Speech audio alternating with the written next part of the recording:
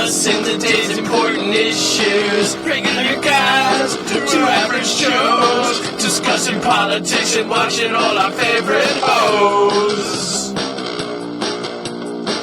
Discussing politics and watching all our favorite hoes.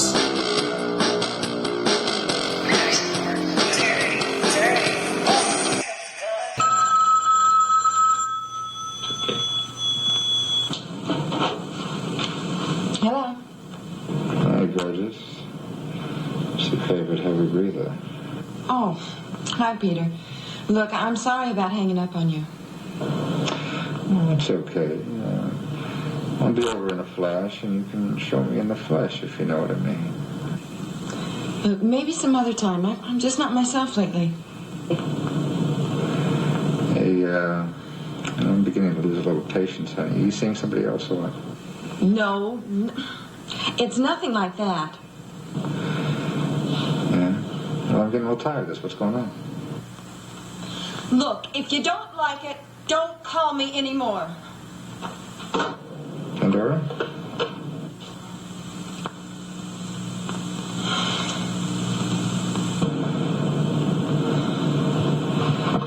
Jesus.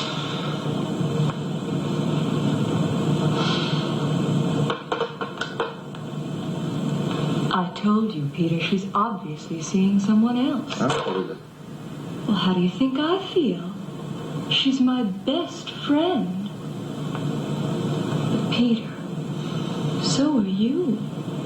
And I just can't stand by and watch her hurt you like this. Thanks, Liz. A man needs a woman who's there when he wants her. A woman who knows what he needs. A woman who knows how to please a man. A woman who makes him feel like a man.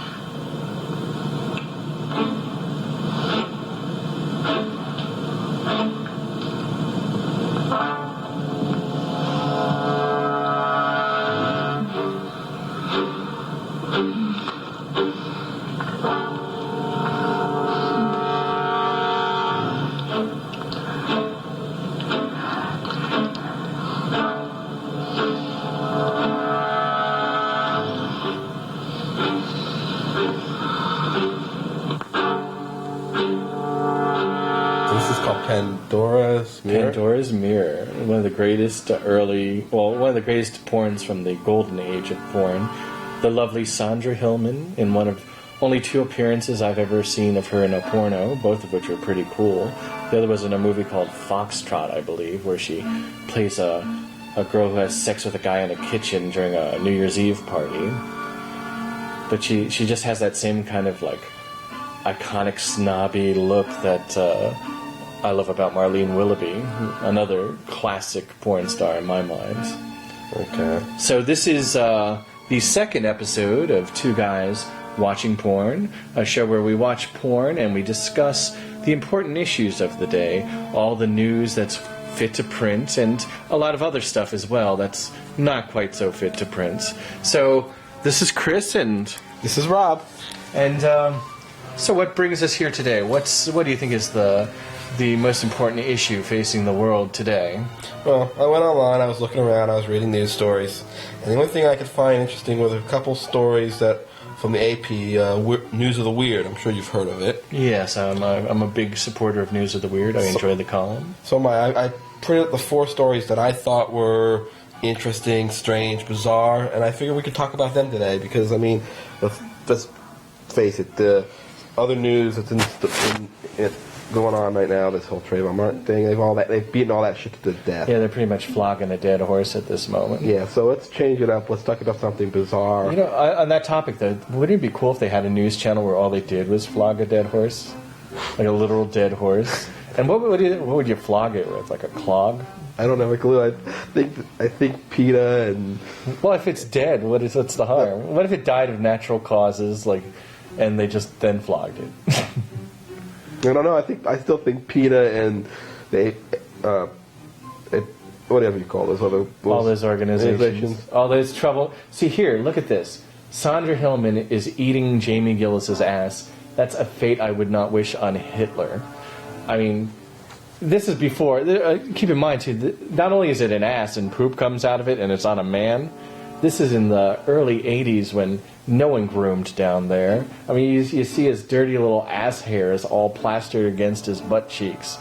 But she is such a revolutionary, visionary porn performer that she's tongue deep in his crap locker years before that was, like, expected of women in porno.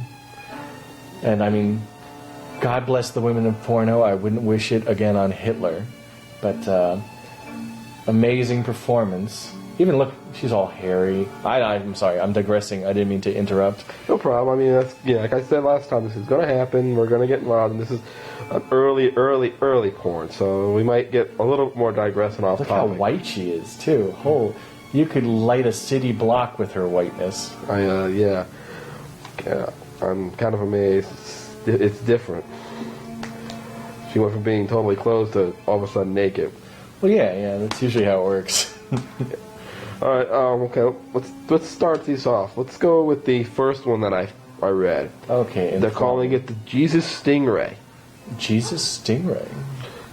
Okay, this woman in James Island, South Carolina, Erica, and I'm not even going to bother trying to say her last name because I'll kill it. Okay. She's a 24-year-old. She was apparently walking on the beach, and she came across a dead cow-nosed ray that had washed up on the shore. Okay.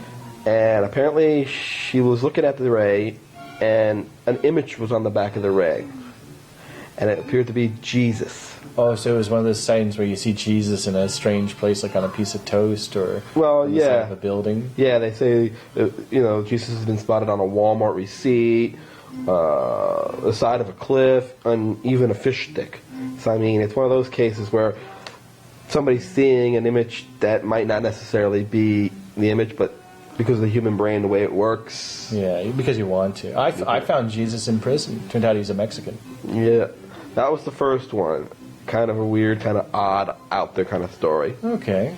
The next one is even better. This guy's a genius. And a man in Idaho. Okay? He has his name tattooed on his arm. His last name. His own name. His own last name. Okay. On his forearm. I guess that's cool because if you break up, you don't have to worry about like changing your name. It gets better.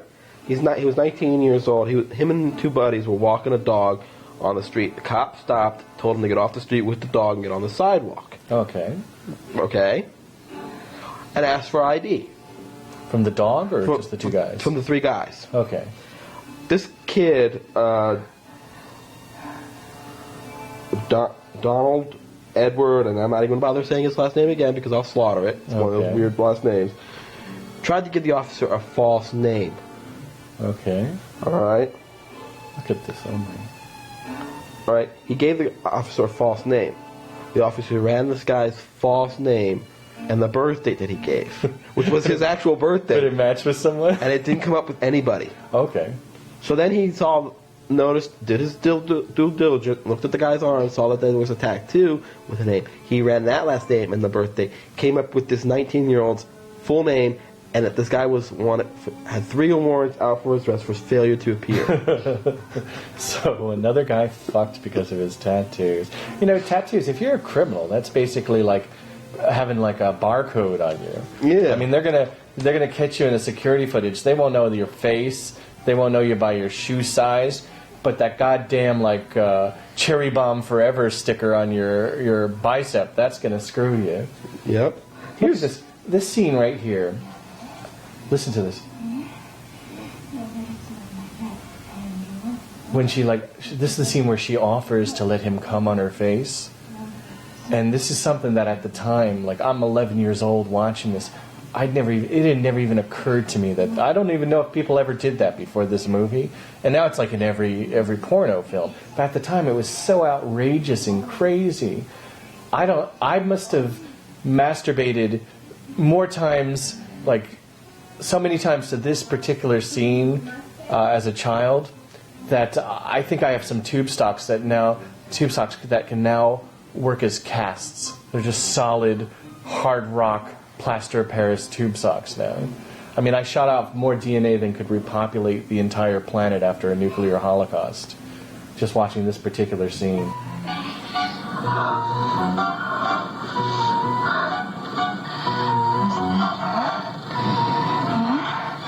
I bet it's not like that with Pandora, huh? It's never like that with Pandora. And I'm going to do something for you that Pandora never does. I want you to come. And you know where? I want you to come all over my face. All over my face. All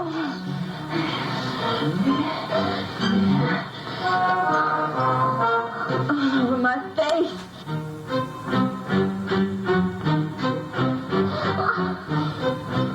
And boom goes the dynamite. True visionary right there, isn't she? Not only did he jizz on her face, but she's like sucking him dry. Oh, yeah. I mean, this lady is, she made 2 scenes, but she lived a lifetime of porn in those 2 scenes. I mean, just wild, incredible, impressive stuff. Sandra Hillman, I cannot sing her praise enough. Okay, so what else you got there? The third story. Waitress, I'm trying to remember exactly, in Minnesota. Okay. She was doing her job, waiting on tables, and this woman got up, left the table. The waitress noticed that the woman had left a to-go box from another restaurant on the seat next where she was sitting. Okay. She picked up the to-go box, ran outside, managed to catch the woman before the woman left, said, "I think you forgot this, ma'am." Thinking maybe it was just food, and, no big deal, try to return. The woman told her, "You go ahead and keep it." Okay, the waitress opens the to-go box up. Found there's $1,200 in the to-go box. Okay? Okay. The woman says that this was a gift because the woman told her, "Keep it, it's yours." But the woman did, in my view, the right thing but also the wrong thing. She contacted the local police. They came, they took the $1,200, they held it. After 90 days, she's supposed to be able to go back and get it. They're not going to give it back to her. Why not? Because they say that it has hints of drugs. It smells of marijuana. And even they claim even the canine dog says yes, it smelled of marijuana.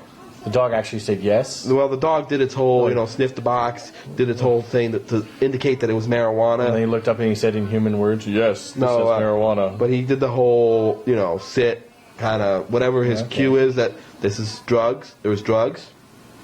So she's not going to get her money because she's not going to get her $1,200 back that this woman says was a gift from this other woman, anonymous woman, doesn't even know the woman. Well, I mean, how did they know that money was, earned in the pursuit of a crime, though? That's what she's trying to say. It doesn't matter if it was done drug money or not. It was given to her. Me, I would have just said, looked at the to-go box, said, "Hey, $1,200 or whatever." I would just keep it, yeah. And just put it in my car and go on with my life. Oh, yeah. But she called the cops and She's trying to be a good Samaritan. Trying to be an honest individual. But now the cops are saying, "No, you can't have it back." So now she's in the process of suing. Well, they say every $20 bill in the country has trace amounts of cocaine. That's what I was doing some reading on that. If you had $100 $1 bills in your pocket, yeah, $75 would come back with hints of cocaine and marijuana on it. Which makes you wonder who's snorting cocaine with just a $1 bill. Certainly, it does the job, but it doesn't look nearly as cool. Yeah, but it's still, I mean... Let me pull out my George Washington, ladies. So, that's a statistic. That one I found kind of interesting. I think Is it racist that I made that guy black who said that? I don't know. I mean, it just came to... It was like, "Oh, let me take out my $100 bill." That doesn't work as well. No. Now, this is a good one. This one's going to get you to laugh. Probably laugh. Let's see if I laugh. 3 men in New Mexico. I'm laughing already. Carlston, New Mexico. Okay. Which I know where it is because I was born in New Mexico. You were? Yes. And you learn something new every day. They were driving home with a 220-pound calf.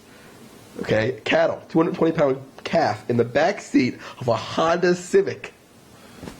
Now, they got pulled over, and they're getting arrested for larceny of livestock. They stole a cow? Cattle rustling, yes. How big is a 250-pound cat? It might not be that big, really. Still, I mean, a Honda Civic? They shoved this thing in the back of a Honda Civic. I assume it was an impulse crime. And they just weren't Obviously. prepared. I mean, like if they had it on a tandem bike just driving along. But what gets me is there were 3 guys in the car. One was sitting in the back seat with the cow. Yeah. Okay. Well, it'd be great if he was like suckling milk from it, like when they found it. Okay. They got arrested and they're in jail. But I just want to know how the hell they got this thing in a Honda Civic. I've never seen a 4-door Honda Civic in my I've life. seen like 18 clowns get in a Volkswagen, so. Yeah, but those are clowns. I mean, they're trained professionals. Professionals. First off, how do you get a 220-pound What are cat? they going to do with it? Like, what's the game plan once you get it? Are they going to just use it for milk, or? I don't know. That's what I'm saying. Are they like, yeah, man, our Captain Crunch man's not going to be dry no more because we got our own cow? Something like that. This was on Friday.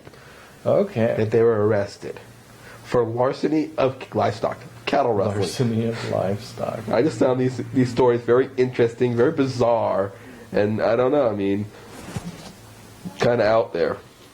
I love the news of the weird. You get the greatest stories all the time.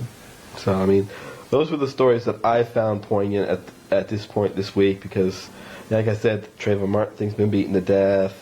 You got all these other stories, and it's all the same bullshit and nonsense. So I thought let's change it up and pull these up. Well, interesting. Now, I want to show you this. This is another one of my favorites. You've heard me talk about her a few times, Marlene Willoughby.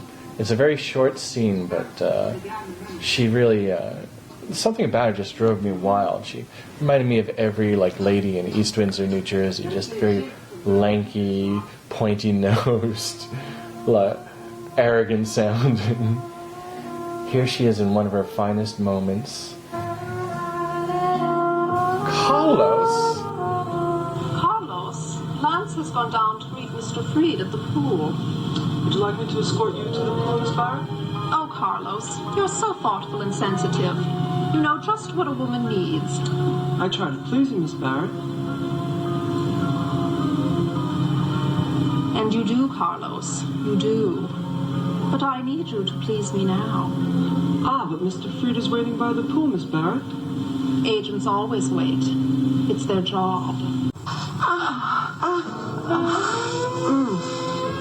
It's getting better. Oh, you red hot Latin, you. Oh, Carlos. I need to come, Carlos.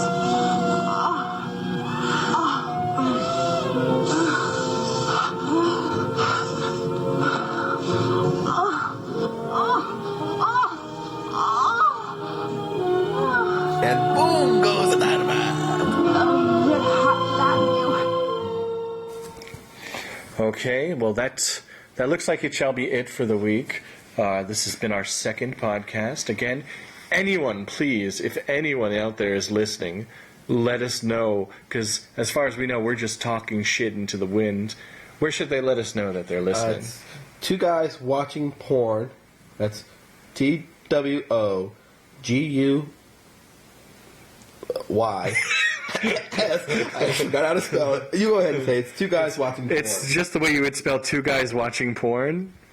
At yahoo.com. Okay. We actually set up a actual email account for the show now. Okay, so please, anyone out there, leave us a line, let us know you hear us. This is basically a message in a bottle as far as we're concerned. And we shall be back. We shall be watching more porn. We shall be discussing more important topics like abortion, the Emmys. Oh, God, Emmys. Midget wrestling, anything we can think of. So, toodaloo, goodbye, and Godspeed, John Glenn.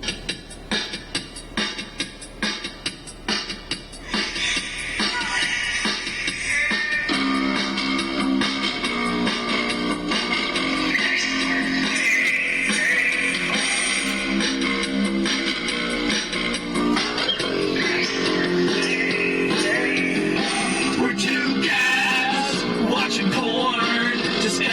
discussing the day's important issues. Regular guys to average Joes, discussing politics and watching all our favorite hoes.